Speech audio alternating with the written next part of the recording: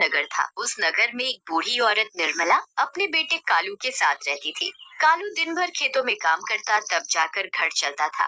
बेटे कालू, आज खेतों में जरा देर से चले जाना काम करने। क्यों माँ, क्या बात है? कुछ काम था क्या? हाँ बेटा, बकरियां भूखी हैं, जरा नदी के पास जाकर इन्हें चरा ला। ठीक है माँ, ऐसा करो, मेरा खाना बांध के दे दो, वहीं खा लूंगा। पता नहीं कितनी देर हो जाए।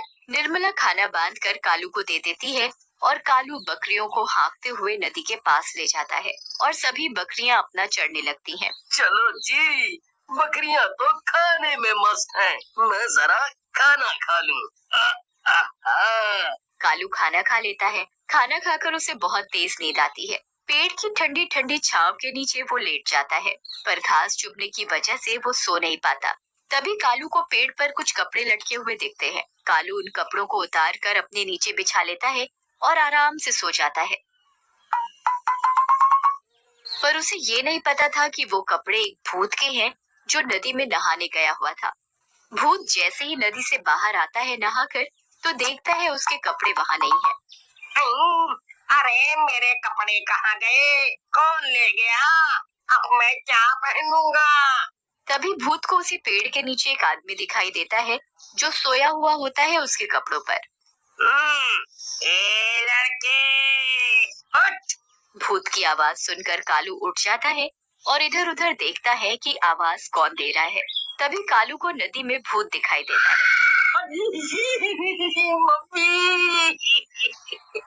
कौन हो भाई तुम? दिखाई नहीं देता क्या मैं कौन हूँ? आंखों से अंधे हो क्या? मैं भूत हूँ। तुम भूत हो? कहाँ से भूत हो भाई तुम?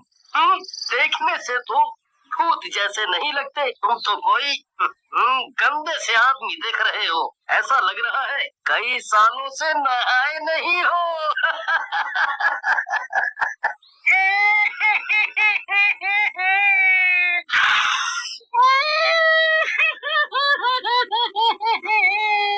हाँ, मैं सच में भूत हूँ।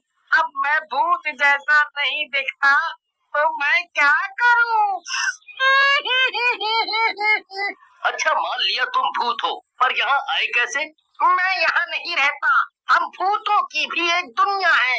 मैं तो अपने रास्ते से ही उड़कर जा रहा था इस नदी के ऊपर से। नदी दिखी तो सोचा ठंडा ठंडा साफ पानी है, नहा लूं। मैंने अपने कपड़े उतार कर पेड़ पर रख दिए थे और नहाने चला गया था।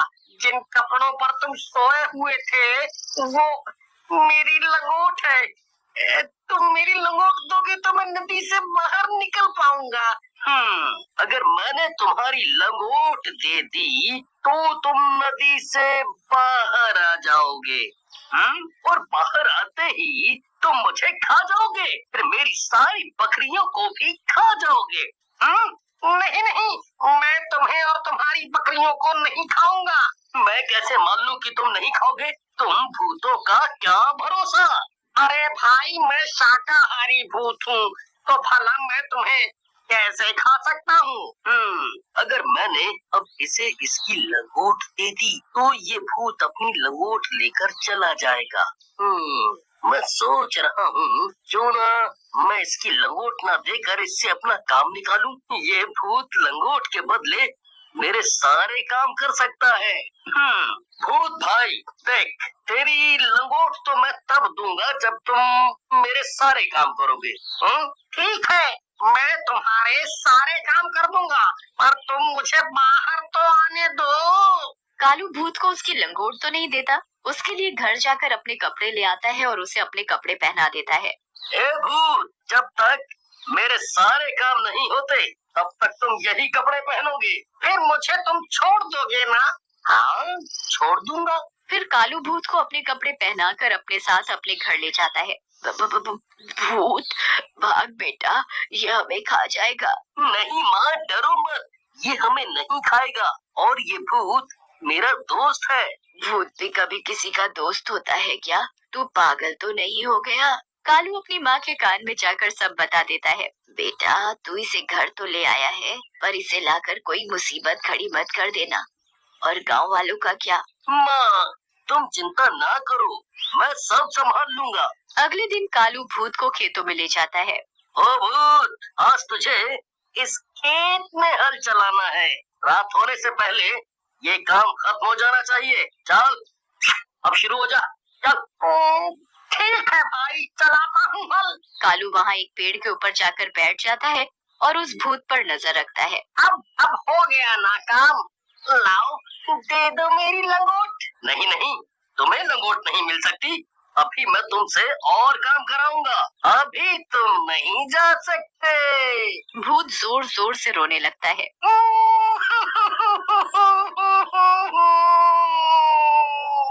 भाई मेरी लंगोट दे दो।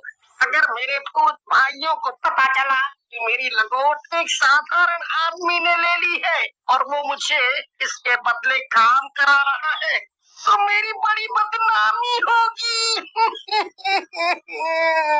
ओहो, तू रोता बहुत है। अच्छा ये बता, भूख लगी है? खाना खाया? हाँ हाँ, खाऊंगा ना। बहुत जोरों से भूख लगी है। कालू अपने साथ जो खाना लाया था दोनों मिलकर उसे खाते हैं, पर भूत तो सालों से भूखा था। इतने दिनों बाद खाना देखा तो जल्दी जल्दी सारा खाना चट कर गया और कालू भूत का मुंह देखता ही रह गया। खाना खाकर दोनों घर चले जाते हैं। मुझे खाना दो, मुझे बहुत भूख लगी है। इतना स्वादिष्ट खाना मैंने पहली बार खाया है। और तू? अरे तू रोता क्यों है? मैं तेरे लिए अभी खाना लाती हूँ। माँ खाना बनाती है और भूत खाता ही जाता है, खाता ही जाता है, बस खाता ही जाता है। माँ खाना बनाते बनाते थक जाती है और घर का सारा राशन खत्म हो जाता है। और दो खाना। ओ भूत, अब कहाँ से दूं खाना? सारा राशन तो तू खा चुका है, अब घर में कुछ नहीं है खाने को। अरे माँ, ये सदियों से भूखा है, आज इसने मेरा खाना भी खा लिया। तभी गांव से मुखिया आते हैं अपनी बेटी की शादी का न्योता देने। भूत भूत भूत भूत, भागो भागो सभी, नहीं तो ये हमें खा जाएगा। मुखिया जी डरिए मत, ये आपको कुछ नहीं करेगा, ये हमारे साथ ही रहता है। कालू, तुम बोलते हो तो मान लेता हूँ कि ये किसी को कुछ नहीं करेगा। मुखिया जी, यहाँ कैसे आना हुआ? अरे हाँ, मैं इस भूत को देखकर सब भूल ही गया था।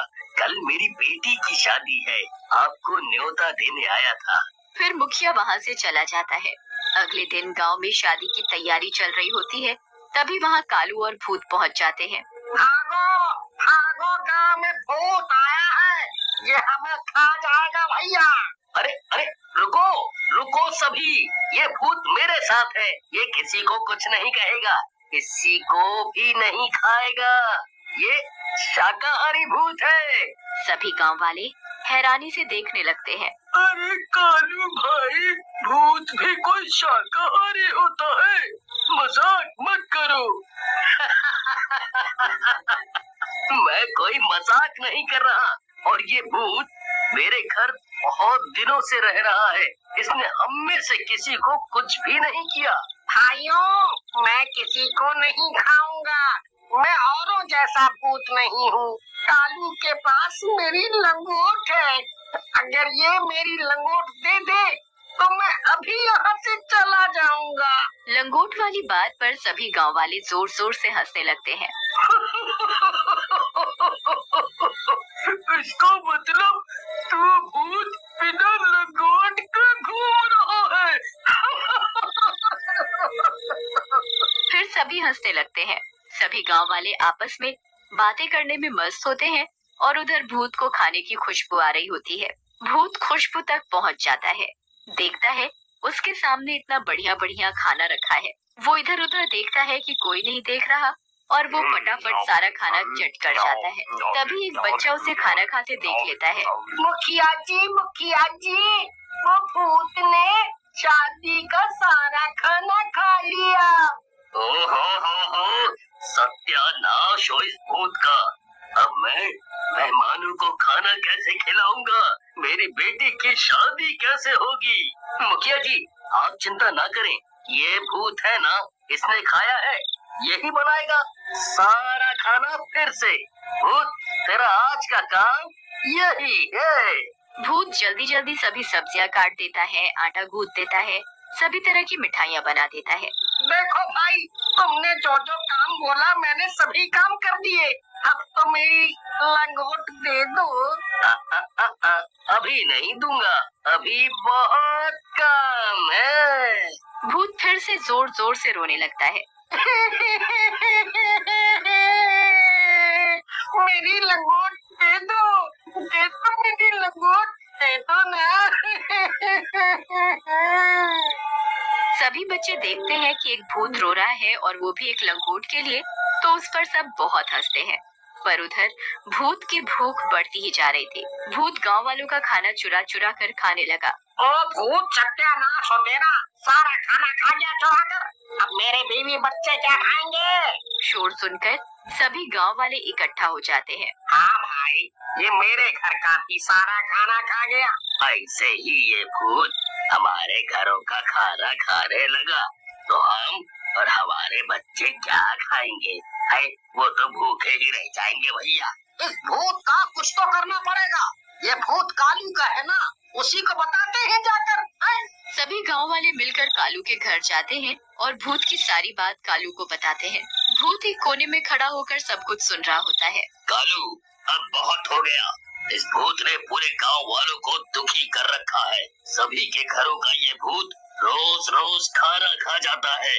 पूरे गांव का अनाज ये खा चुका है। ऐसे ही चलता रहा ना तो एक दिन हम सभी भूख से अपनी जान गंवा बैठेंगे। मुझे भूख लगी थी, इसलिए मैंने खाना खा लिया। मेरा पेट पता नहीं क्यों नहीं भरता। कालू, मैंने तुझे पहले ही बोला था, इसे लाकर कोई मुसीबत मत खड़ी कर देना। देख, अब इसने पूरे गांव वालों को दुखी कर रखा है। देख भूत, तेरे लिए मैं गांव वालों को तो दुखी नहीं देख सकता। सभी गांव वाले मेरा परिवार है। तू अपनी लंगोट ले और यहाँ से चलता बन। कालू भूत को उसकी लंगोट दे देता है। भूत लंगोट पाकर बहुत खुश हो जाता है। आप सभी की मुझे बहुत याद आएगी। आप लोग कभी भी मुझे याद करोगे तो मैं यहाँ आ जाऊंगा। अरे नहीं नहीं, हम तुझे कभी भी याद नहीं करेंगे। तू जा जा और इस गांव की तरफ कभी भी मुड़कर मत देखना। जा भैया जा।